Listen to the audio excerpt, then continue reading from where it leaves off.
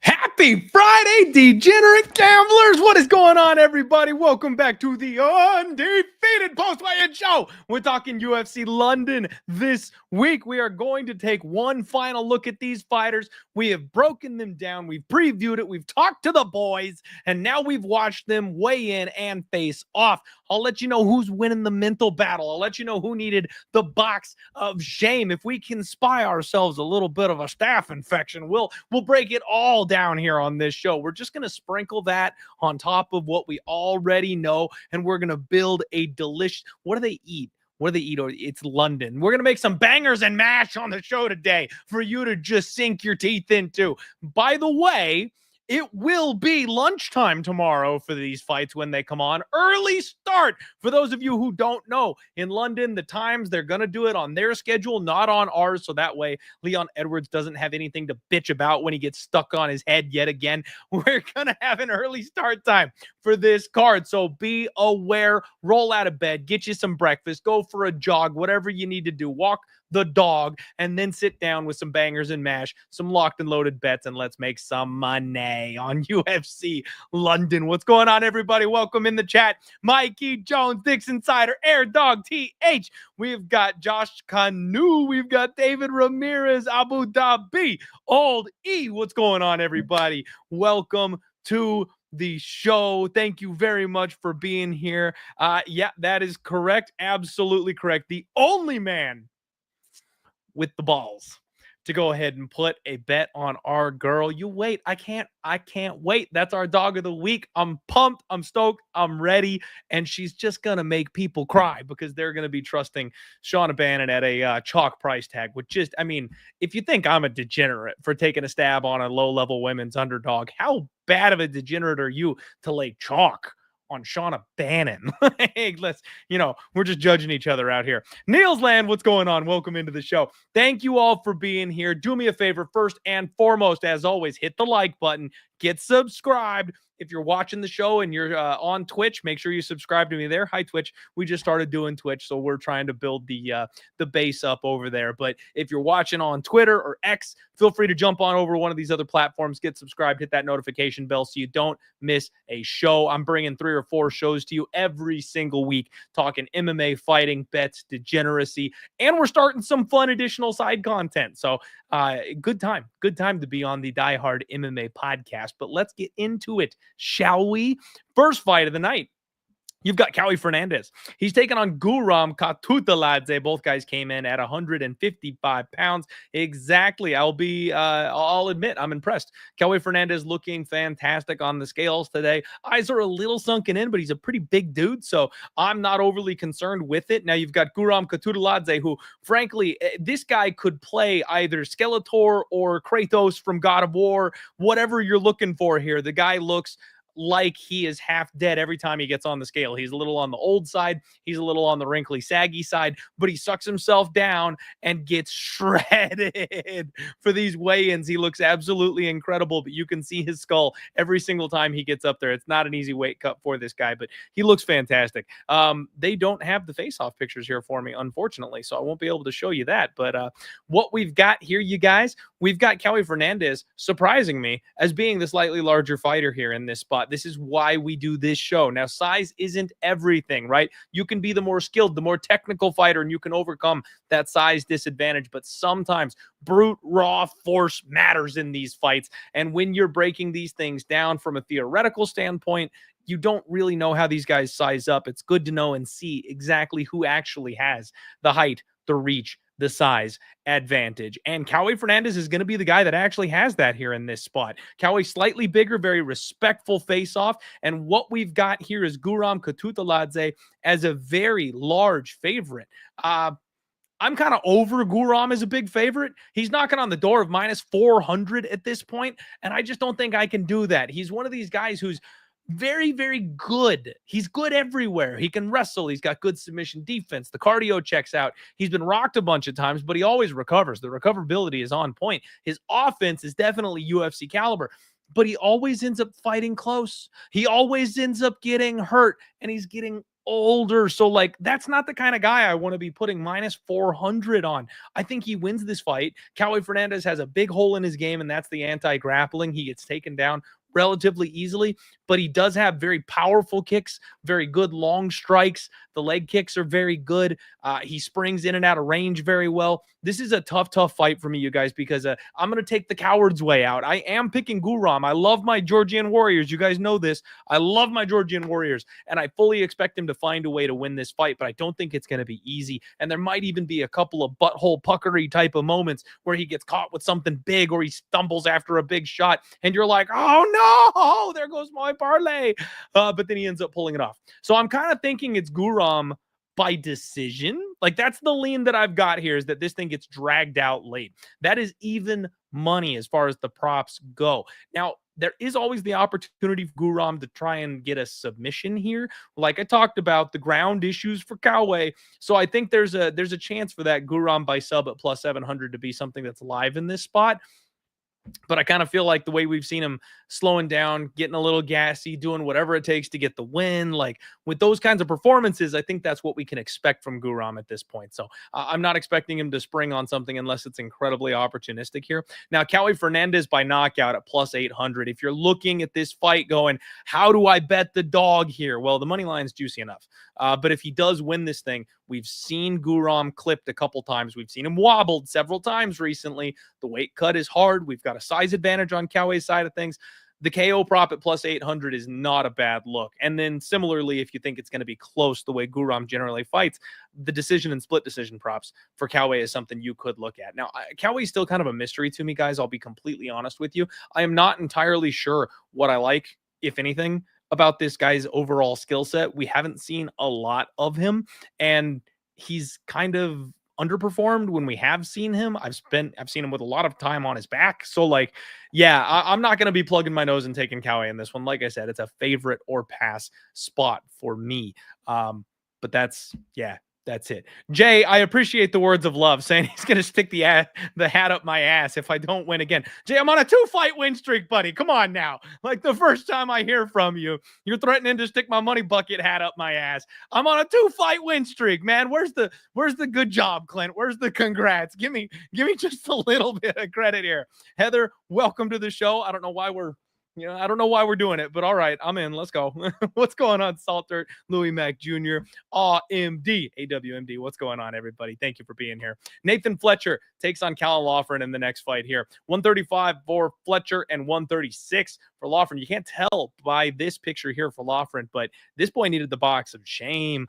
He is such a little fire hydrant, an absolute brick of a human being. There's no neck on this guy. He is as broad as it gets. His opponent, much more, I think, effective build for this weight class. Nathan Fletcher, all smiles on the scale today. Look good. No issues. No problem here. This is a rematch from the amateurs, guys. If you haven't seen that before, they already did this once, so we're not surprised by the sizing up here. Fletcher is definitely taller. Fletcher definitely has the reach advantage here. But like I mentioned before, Laughren is an absolute little fire hydrant, right? He's a tank, he's a brick, whatever you want to call him. He's short, he's squat, but he's about twice as broad as Fletcher is.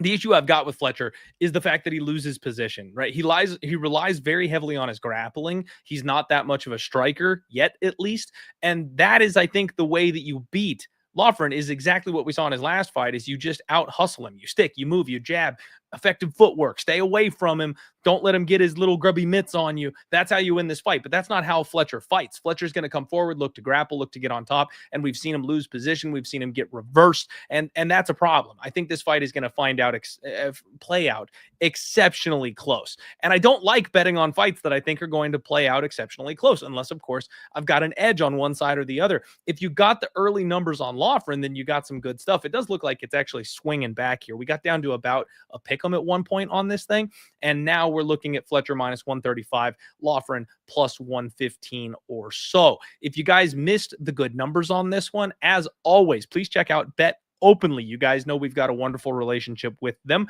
Right now, you can get minus 125 on Nathan Fletcher, plus 125 on Laughren if you're playing on Bet Openly. The winner pays 1% juice of that, so everybody gets better numbers. Like I mentioned, on DraftKings, it's minus 135 for Fletcher, so 10 cents more expensive, and plus 114 on the dog side. They're even choking you that extra little 1 cent on there. They're not even giving you plus 115. They're giving you plus 114. So they're trying to suffocate you with those lines over there. Bet Openly will solve that problem for you. So make sure you head on to Bet Openly, link in the description below. Check it out. Also, I will let you guys know we're doing a giveaway contest again this week. And we have such competitive numbers, which frankly doesn't happen very often in the UFC these days. The numbers are so good, we don't have to do totals this week. We're not doing overs and unders for this contest. We're picking sides. 5 sides. Winner gets $50. It's that simple. Get signed up on Bet Openly. Get in there. Promo code entry is going to be DIEHARD.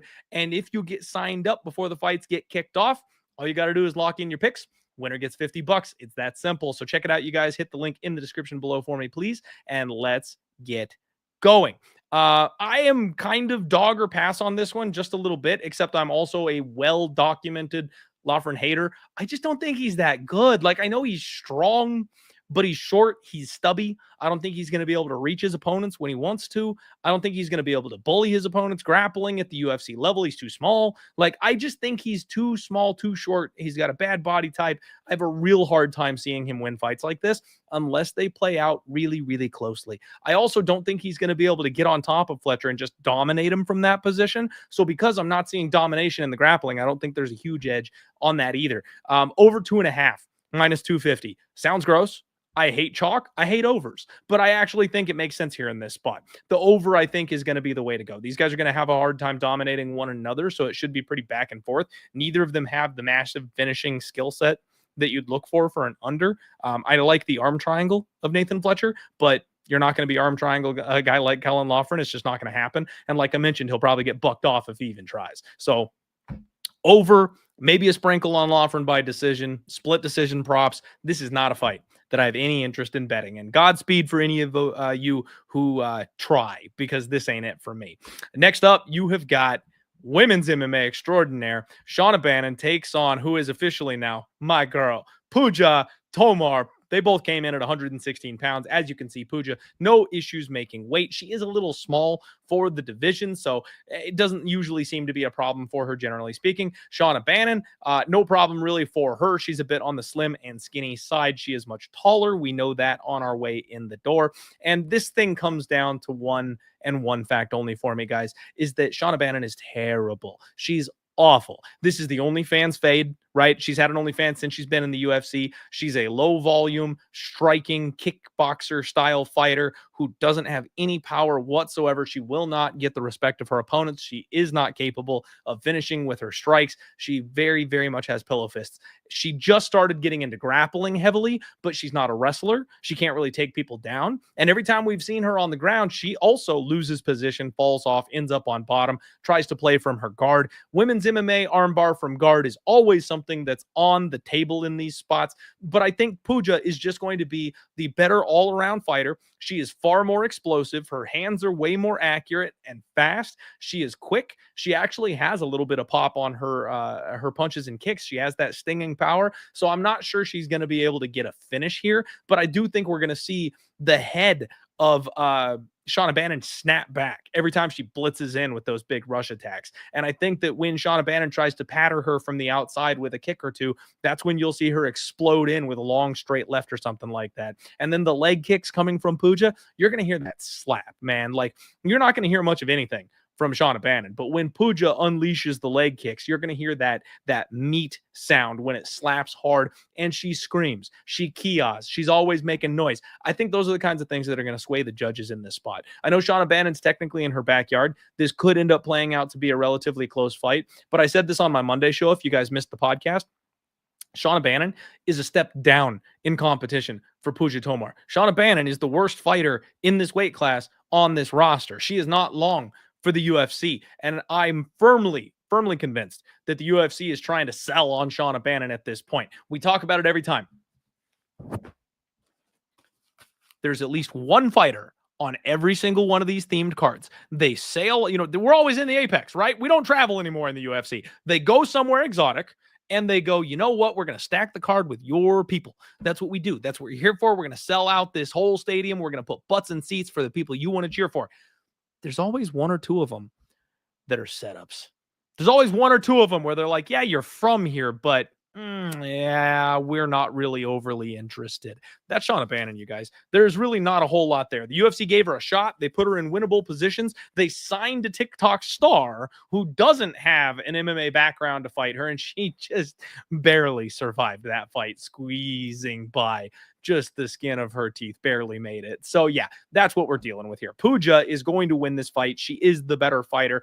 As long as there's not some kind of home cooking robbery type of situation, I fully expect her to win this fight. She is my dog of the week. I do have a full round smack 3 units on her in this spot because I am that confident. And I know it's terrifying to think about being that confident in a women's MMA fight, but this is the kind of edge that I feel like we don't get very often. And when we get the shot, we got to just abuse it. Shauna Bannon may not be in the UFC anymore after Saturday. This might be our last chance to fade her, and you're getting plus money to do it. So again, you guys, you do whatever you want as consenting adults. You're risking your own money, well knowing if you decide to gamble. I'm only telling you what I'm doing. I'm not trying to sell you anything.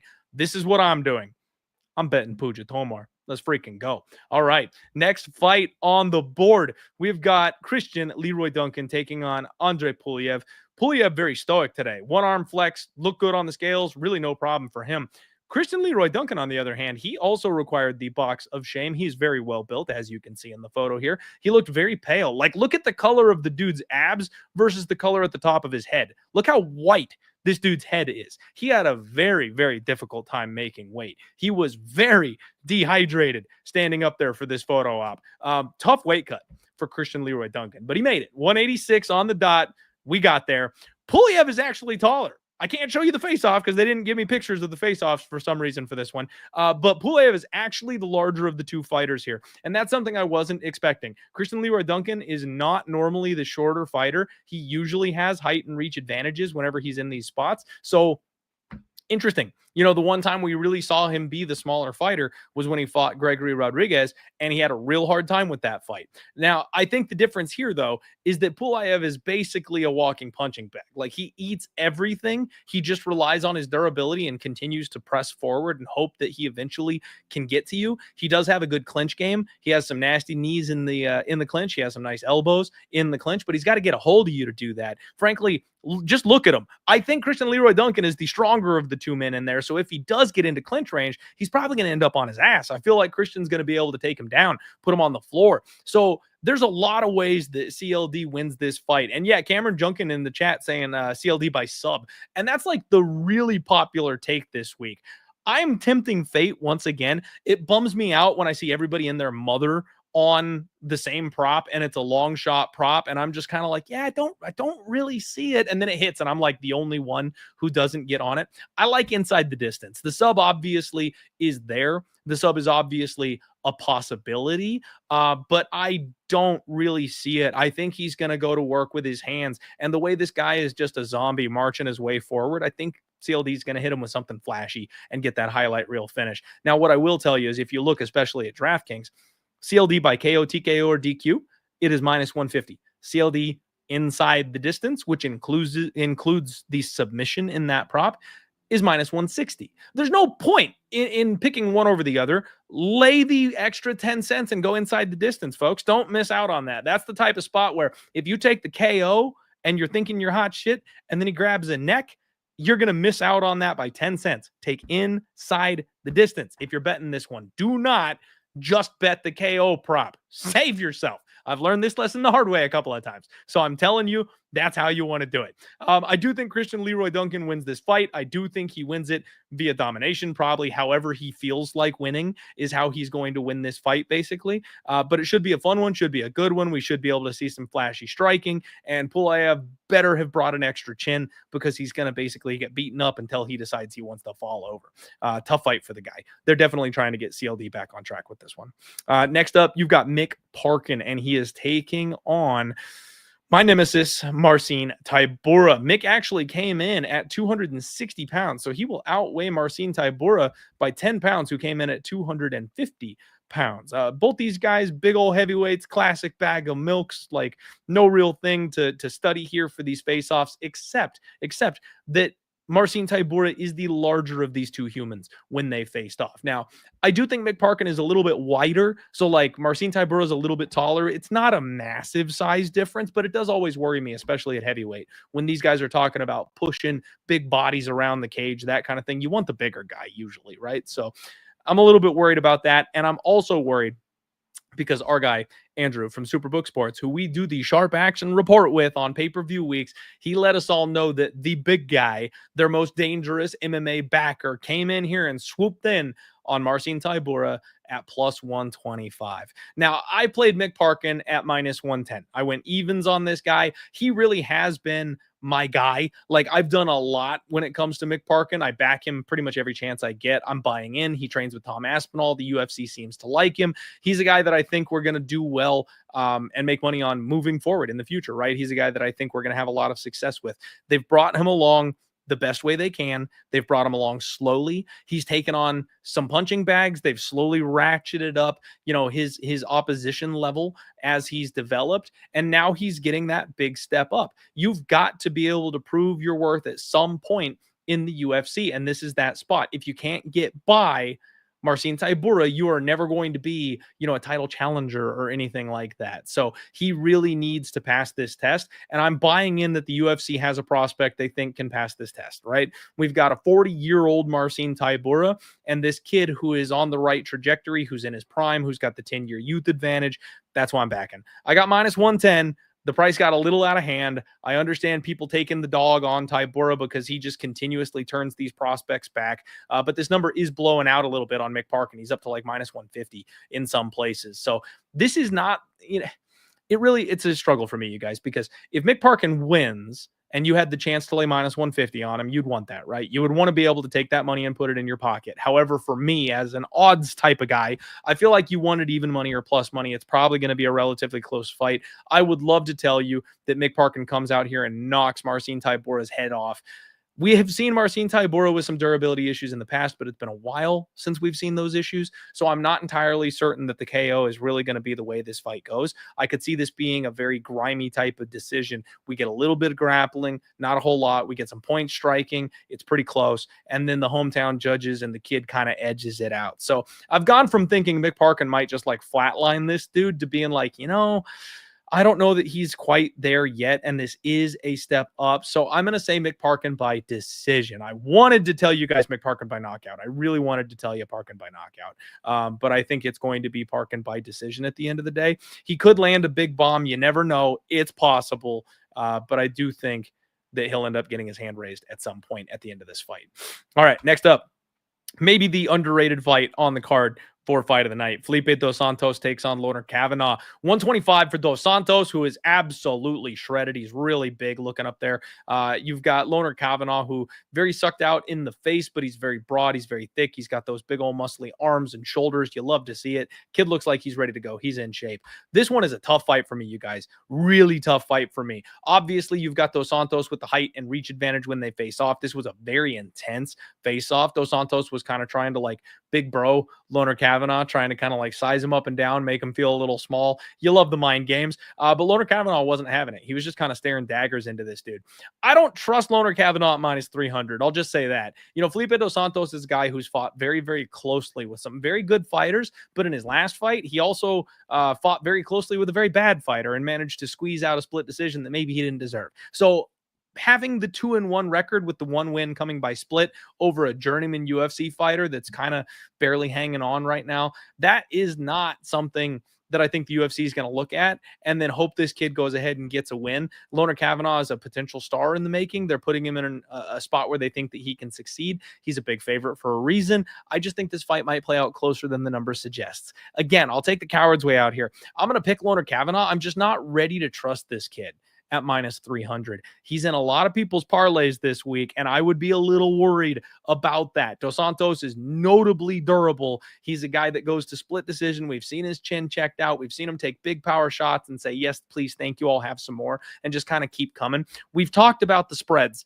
a couple different times, you guys, and I think this might be an opportunity for one. Plus 3.5 at minus 115. So if this fight goes to the judges' scorecards, you essentially get 3 extra points on your Felipe Dos Santos side. So if you get a decision and it's 29-28 for Laughren Kavanagh, the bet wins because you'll have those 3.5 extra points. So I think we could see a close fight. I think we could see a close decision unless Laughren Kavanagh just blitzes this dude and puts him out, something Manel Kopp wasn't able to do. Then I think it goes the full distance and it fights a little bit closer than the number looks. I will say Laughren Kavanagh by decision. I actually have a brand new show for you guys. I tried doing a prop show for the first time ever. We called it Clint's Top Props, and that's a really lame name, by the way. So if you're watching after the stream is over, jump in the comments section. I need some names. I need some name ideas, right? We got the total takedown for the totals show, and that's solid gold. That's good stuff right there. But for the prop show, like Clint's Top Props, it rolls off the tongue a little bit. You can give it that 3-syllable, but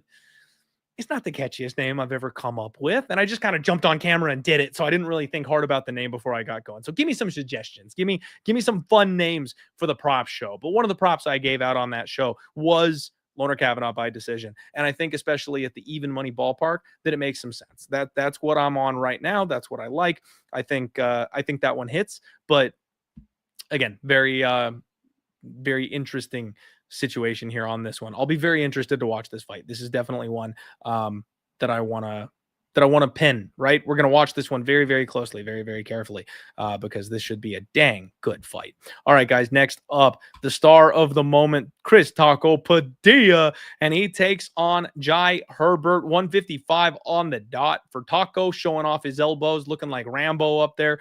Jai Herbert, 156. This man is absolutely shredded. My goodness, he got up there and he already looked like he was sucked out and shredded, like 0% body fat, and then he flexed and I was like like I didn't think it could get any crazier. But yeah, he's about as sucked out as you can possibly be at this weight class.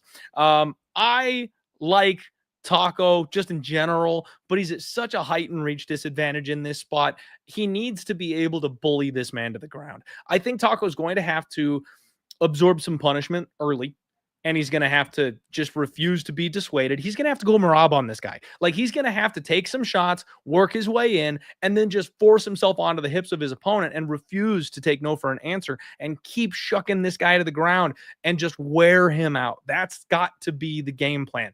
If Taco wins this fight, it's a 29-28 decision where he wins rounds 2 and 3, or it's like a ground and pound TKO or a submission style finish when he rocks this guy and he puts him on the ground. But again, I think that comes in round 2 and round round 3. Early on, we've seen improvements from Jai Herbert in his takedown defense. His striking is slick. He's going to have a huge height and reach advantage in the big cage. He's going to be able to maneuver and kind of keep Taco at range. I think it's going to take a while for Taco to get used to that reach disadvantage, and I think it's going to take some time for him to kind of navigate how to get in there. This is going to be a swing round type of fight, in my opinion. I think it's all going to come down to round 2 because I fully expect Jai to win round 1. I think that you'll probably have Padilla kind of rolling by round 3, and then it's going to come down to who gets it done in round 2 and who does enough in round 2. So early round 2 will be Jai. Taco probably starts to take over with the grappling midway through, and we're just going to have to see how that plays out. I think this is a wonderful live bet spot, you guys. This is a buy low opportunity on Jai Herbert. I know Chris Taco Padilla is everybody's favorite dog this week. They have moved the market. We are now sitting at pick'ems on this one. So if you snatched up the plus money on Taco, props to you. I'm cheering for that side. I like the kid. I've been surprised by him and impressed by him. I want to see him continuing to win and do well. So I'm on the Taco side, but I'm not going to bet it at pick'em because, frankly, I can see every argument in the book for buying low on Jai Herbert at this price tag and just going, yeah, you're getting the better fighter with more UFC experience, with the better build for the weight class, in the big cage, in his backyard. Like, literally everything points to Jai being the side in this spot, especially at that number. So I can't bet on Taco at this point, but I will say that I'm going to be watching this thing very, very, very closely tomorrow, and I'm going to look for an opportunity to jump in on Taco if it presents itself. If he loses that first round and we start getting, a blown out number and he starts putting on the pressure in round 2, that's when we jump in, right? So I'm going to tentatively say Taco by split decision. I don't know that that's actually what's going to happen because it very well could just be Jai Herbert by decision. But Taco by split decision. I will, however, take a look at these juicy ass round 3 props, right? Taco by, they're not even that juicy. I hate bookies. I hate the bookies. We used to be able to catch them with our pants down in these spots, and it just ain't happening anymore. Taco Padilla by KO round 3 is 16-1. By sub round 3 is 18-1, which is insane considering he was the underdog. Those numbers should be far, far larger. Taco in round 3 by itself is plus 900. They're just not giving you any meat on the bone these days. They're not letting us have those sexy numbers that we used to get, which is unfortunate. Would love to see it. Would love to see it. Clint's dick kicking power props. Jay, that's a good one right there. I wonder how the YouTube algorithm will react to that one. I'll just make it it'll just be a picture of a shaft. Like you won't see anything, but you'll know. Like you'll see a vein. YouTube will immediately kick me off the platform for having that kind of I love it. Oh, I love it. All right, guys, let's move along. Next up, you've got Morgan Charrier, and he takes on Nathaniel Wood. 146 for Morgan Charrier and 145 for Nathaniel Wood. My goodness, can we just bask in the glow that is Morgan Charrier? Look at this man. Look at him. My God, you can't put more perfect muscle on a frame, and he's got so much of it. Like, he legitimately won the genetic sweepstakes. Like, that's a build that Michelangelo would want to chisel out of marble, right? He just looks fantastic. Nathaniel Wood, not complaining. He looks fine himself as well. I still kind of hold to the fact that I feel like he's a weight class below, except when these guys faced off, they actually sized up really, really well. Guys, I need to know the shoe situation here because they look like they size up very well. Nathaniel Wood actually has a larger head, which I'm just convinced is HGH at this point. But the numbers per the UFC site has Morgan Charrier being 2 inches taller. And then when they got away from each other, it was weird because, like, I don't know if Morgan was like hunched over for the face off or like maybe the flag that was wrapped around the shoulders of Nate did some work there or something. He's able to hide a little something. I'm not sure because it looks like they size up really well. And then as soon as they got away from each other, it really did look like Morgan Charrier was just a little bit larger. So I don't know. I don't know what to make of it. I am on the Morgan Charrier side on this one, you guys. I think this sets up very, very nicely as a guy who likes to counter versus a guy who needs to come forward. So you've got Nathaniel Wood, who causes a car crash and just wants to put a pace on you and just wants to come forward relentlessly, just attacking you, refuses to fuck off. And his opponent in this spot, Morgan Charrier, loves to counter, loves to stick and move, loves to make you pay for when you get over aggressive. So like, it's going to set up really cool because Nathaniel's gonna give Morgan the fight that he needs to really look good. And we've seen Nathaniel Wood take some shots not very well. He's been rocked and hurt a lot recently. And I think that Morgan Charrier has had exceptionally durable and tough opponents that he's been fighting. So yes, he does tend to fight a little closely. And that's something that, scares and bothers me in this situation because I am laying chalk on the guy who tends to fight a little bit close. But I also think Nate is just this close to cracking. I really feel like the damage he's accumulated over his last couple fights, the wobbles that we keep seeing, he's essentially getting a step up in competition, in my opinion, in this spot.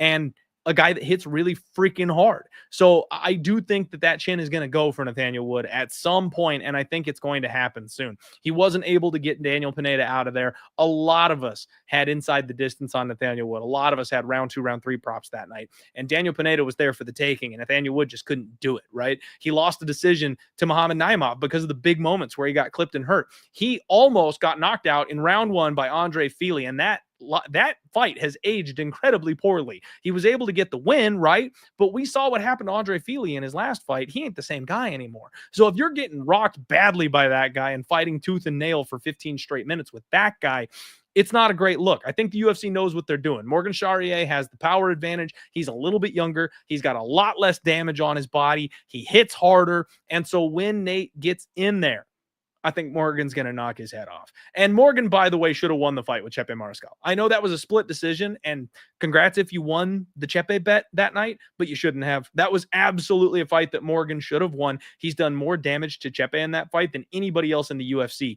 that's fought Chepe. Chepe is made out of solid steel. You don't hurt the guy. You don't damage the guy. And Morgan had him on skates a couple of different times. That kind of power, I think, is something that Nathaniel Wood is not going to be able to deal with. And I fully expect a Morgan Charrier KO. That's right. I'm calling the finish. Morgan Charrier is going to cash this money line ticket for me, but he's also going to knock out Nathaniel Wood. The prophecy will come true. I've been trying to get the knockout on Nathaniel Wood, and I thought it was going to be Fili. They were just making me wait a fight or two. It's going to be my boy Charrier. So that's it. Let's get into it. Next up, you've got Christian Duncan taking on Jordan Vucenic. 155 on the dot for both fighters here. Christian Duncan having faced the cardinal sin here. No sunglasses. No. You're trying to hide. I need to see your bloodshot eyes. I want to see it. No problem, though. Looked good. Was very relieved when he made weight. So obviously a bit of a tough cut for the guy. He's taking on Vucenic, a guy that comes from Cage Warriors, a guy that's moving up a weight class and somehow has size on these guys, a full weight class up. Like he was sucking himself down to 145, just really killing himself to make that weight. And he looks very good, very healthy, and very well muscled up here at 155. Now, the short notice opportunity in his UFC debut against Guram, I think he's going to have filled out and gotten used to his body at 155 since then. So I expect kind of a better version of Vucenic here in this fight. But it's still tough for me because I've been nothing but wrong about Chris Duncan. Vucenic is a minus 400 favorite in this spot, and Chris Duncan is a plus 300 underdog on the comeback here. Duncan has gone up and down a little bit in the UFC.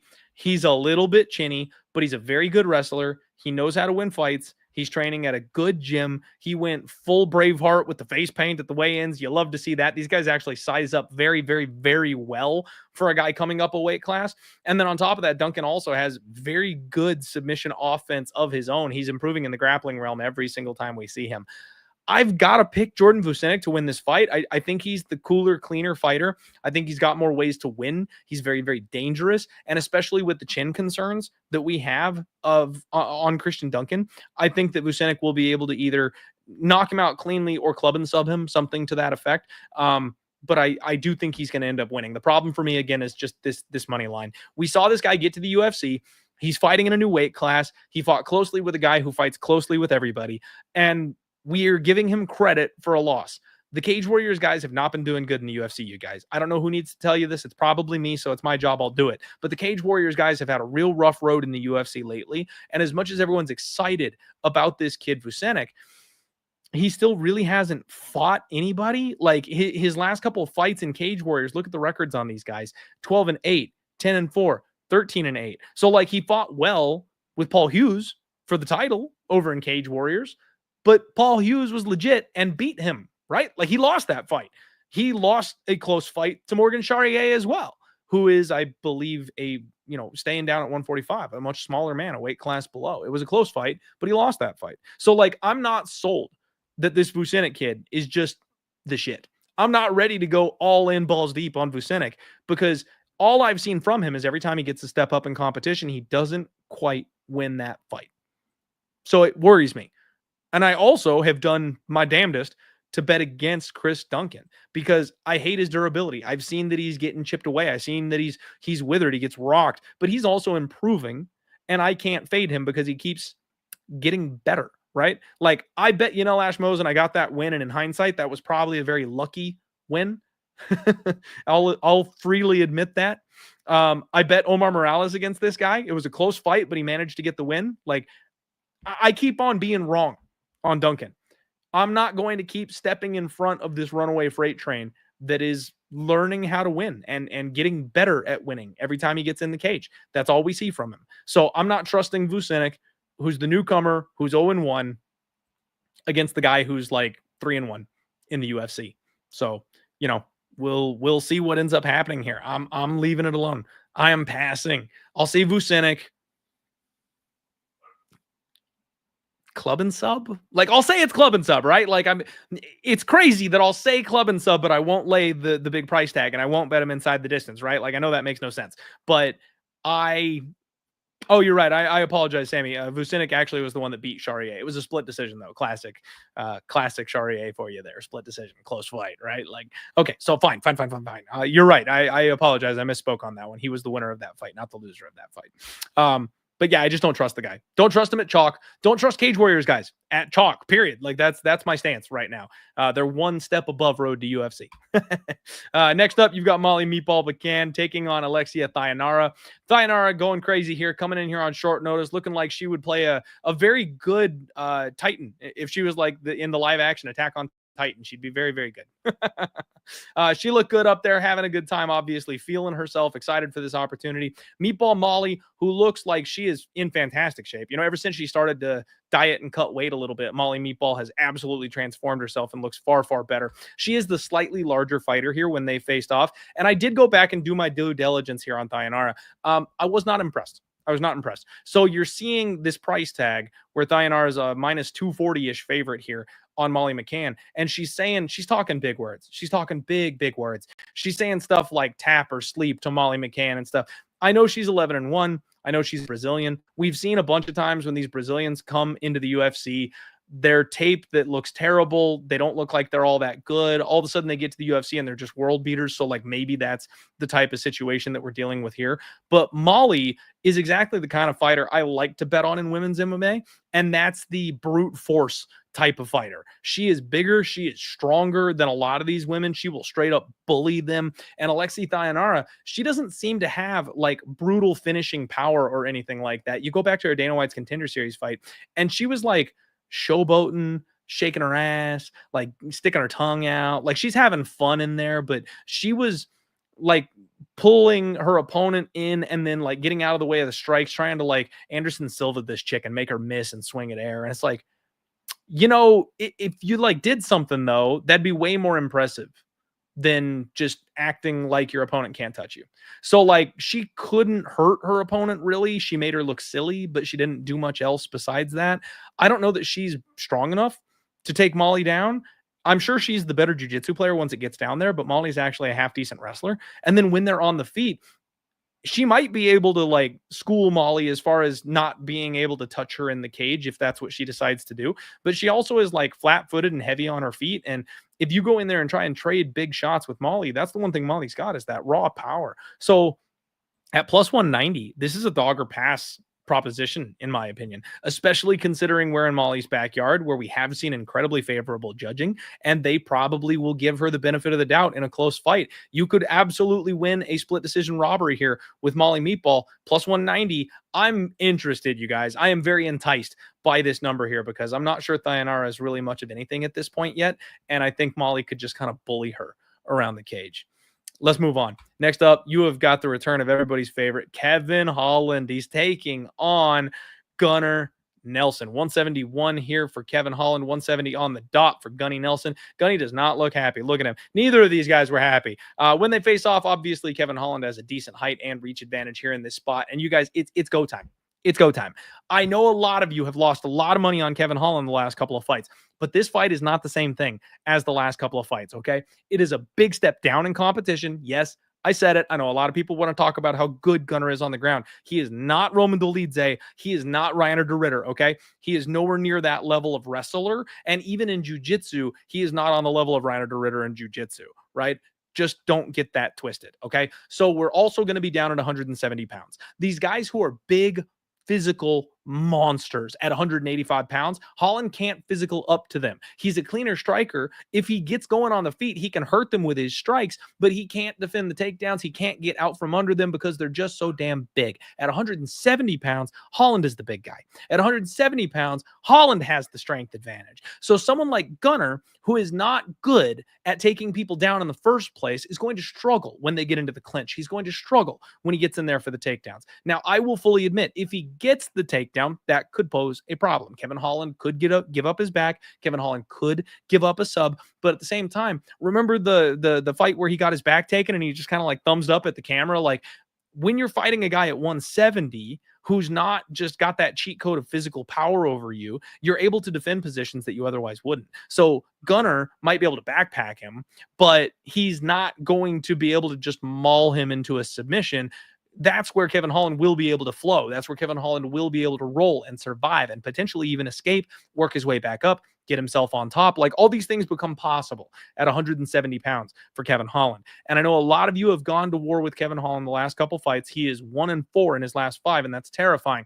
But this is the spot. He is serious about winning.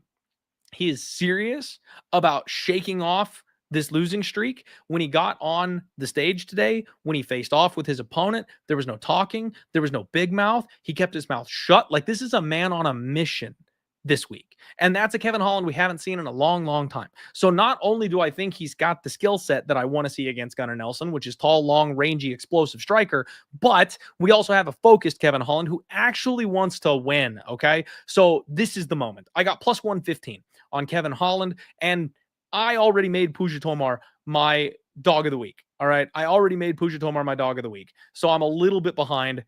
I should have made Kevin Holland my dog of the week probably, but it is what it is. I like them both. I think they both win. Kevin Holland season, baby. And as my guy Cameron in the chat says, one last ride. This is it. This is it. I mean, frankly, if Kevin Holland loses this one, like, as exciting as he is, the UFC is probably not going to cut him, so I can't say his job's on the line. But he will be on like the forever banned list, and he's either going to get thrown to another 185er that they want to build the resume on, or he's going to fight somebody right off Dana White's Contender Series to try to save his career. Like, those are the only two options, because if he doesn't get by Gunny, it's basically over for the guy, even being as an entertainment fighter. You can't keep losing in round 1 and be a UFC darling. You just can't. Next up, you've got the co-main event, Jan Blachowicz taking on Carlos Olberg. 205 on the dot for both men. Olberg looking good on the scales. Jan looking good on the scales. Look at my man up there, Polish power smirking. He's feeling himself. You guys, Jan's been my dark horse forever. I love this guy. I love this guy. I love the work ethic.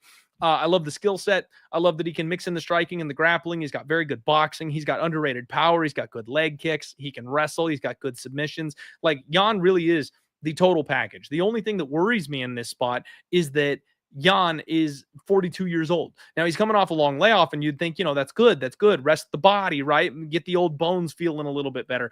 The only problem with that thought process is when you take that long of a layoff at that age, it's usually because something's wrong. He's coming off like a real bad neck injury. He's had a couple of surgeries. Like, I don't know what the body of Jan is actually like. I don't know what condition he's actually in, right? He looks fine on the scales, But is he going to pull a Jamal Hill and double knee pad me when he walks into the ring? Like, that's the kind of thing I'm scared of right now.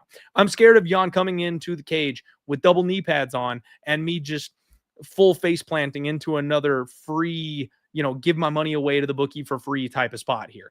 It's never Olberg at minus 300 for me. Never, ever, ever. If you're struggling with Volkan Ozdemir, that's all I need to know about you, right? Like, this is obviously a spot where the UFC wants Olberg to announce himself as a contender in the division. That's what's supposed to happen here. And if this was 2-3 years ago, Jan destroys this man. Jan takes this man down and makes him wish he had never signed up for an MMA fight in his life. That's how this fight goes. But he's old now. He's old now. He's broken. He's busted. I don't know if he can go a hard 15 minutes with a young buck like this. I don't know if he'll be able to close the distance. I don't know if he can take a punch, especially if you've got neck problems and a hoss like Olberg punches you right in the mouth and the jaw, twerks your neck to the side. Like, I wouldn't want to deal with that. And I'm 37. You know what I mean? Like, that's the kind of problem that we're dealing with here. I can't trust my guy until I see that he's not busted goods. But that's the side. Like, it's dog or pass. I can't lay minus 300 on this man after having the outing he did against Volkan Ozdemir, because I promise you, Jan is more dangerous than Volkan Ozdemir. Jan has a better game plan than Volkan Ozdemir. Jan is more well-rounded than Volkan Ozdemir. Like, this is a massive step up, and he's a bigger favorite in this spot. Don't make no sense. Can't do it. So it's Jan or pass for me. I love my guy Jan. I will be rooting for the Polish power. And again, live bet. Live bet. This is a situation where if you find a soft spot, if you can see the tides turning, when you see Olberg's mouth start hanging open, if Jan fails on 2-3 takedowns, but then he gets that fourth one, and then we get to round 2, like, you know what's up in that next round. You know it's going to be uphill sledding for a guy like Carlos Olberg. That's when you jump in. So that's what I'll be looking for. I will be looking for a live entry. I will say Jan via what? Round 3 TKO, ground and pound, right? What does that pay? What does that pay? That's a cheeky little prediction there for me to. And there's a lot of stuff going around. I know I'm one of those guys that says if you're picking the underdog for the upset, you've got to bet it, right? You absolutely have to, because especially at this number, like, how could you not? I'm betting Tomar. How can I not bet Jan Blachowicz? Maybe for 1 unit. Maybe we jump in for 1 unit. But the issue really is the age. Like, if it wasn't for the age, I wouldn't have a problem. I'd have no issues getting in there for a full 2 units on Jan if it wasn't for him being 44 years old. Round 3 for Jan is 22-1. No KO, no sub. It's 22-1. That's a good round 3 number, especially if he gets the grappling going. Round 3 sub for Jan is 65-1. And if he decides to use a grappling game plan, that would be super live in this spot. We have seen Carlos Olberg really not like the grappling and also really struggle with his cardio.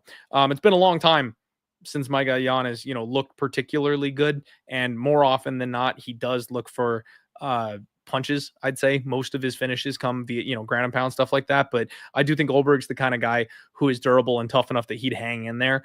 He did get like a arm triangle over Nikita Krylov back in like 2018. So the club and sub, the ground and pound, the grappling, it's all there. That round 3 finish could be something we need to sprinkle on just a little bit. Just a little degenerate sprinkle. All right, guys, main event time.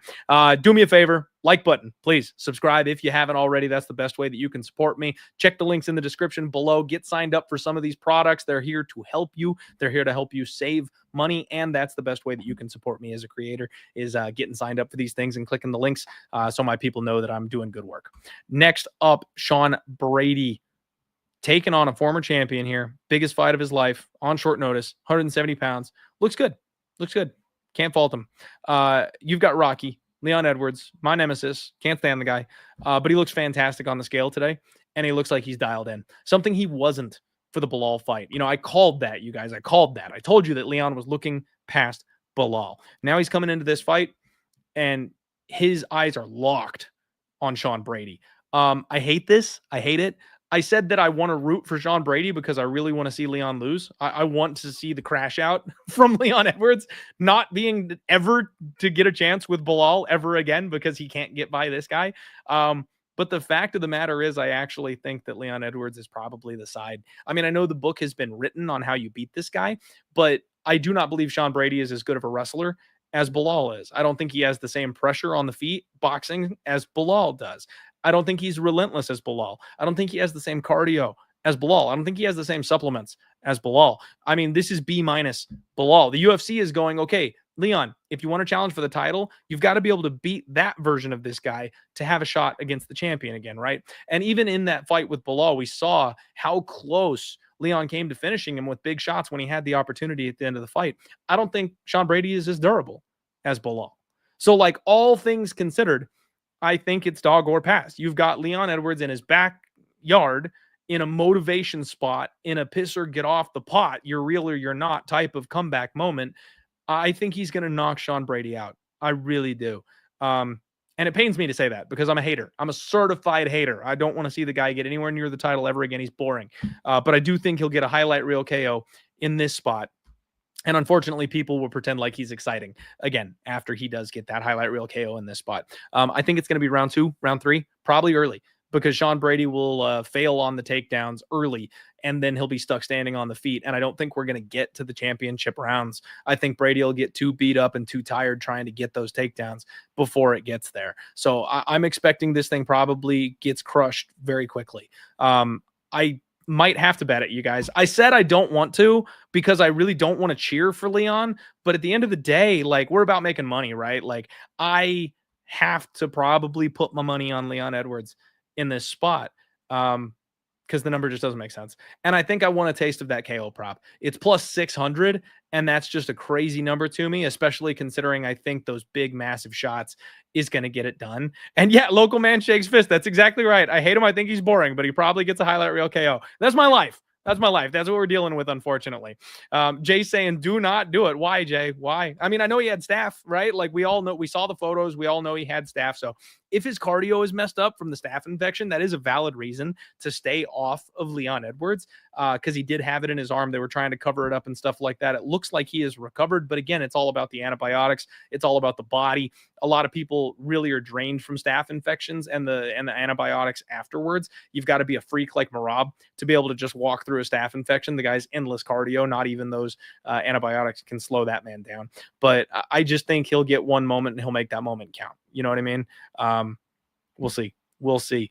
Folks, that was the Undefeated post weigh-in show. Thank you all so much for being here. Good luck on all your degenerate action tomorrow at UFC London. Remember to wake up bright and early. Get in the comments after the live stream is over and let me know some ideas for the name for the prop show. Get in there and go check it out. Go watch the new prop show. It's on the channel. And if you're listening audio, thank you guys very much. I don't know what happened. The audio uploaded incorrectly this week. I did fix that. So if you're listening and you want to go back and check out those other shows, they're corrected now. You can go ahead and do that. Check them out. I appreciate you guys, all the love and support. You guys really are the best. I appreciate you guys more than you will ever freaking know. I only do this because you guys support me and you have for as long as you have. So thank you guys. Thank you from the bottom of my heart. We're all going to kick some ass. We're looking for that win streak. We're going to make it 3 events in a row tomorrow.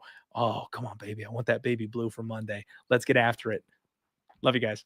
Let's roll. See you soon.